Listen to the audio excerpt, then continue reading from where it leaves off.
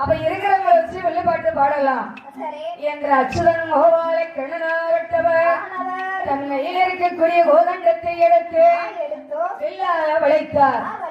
9 நவகிரகத்தை எடுத்து 9 மணியாக கோர்த்தார். ஆதி சேடனை வந்தாடையாக போடுகின்றார்.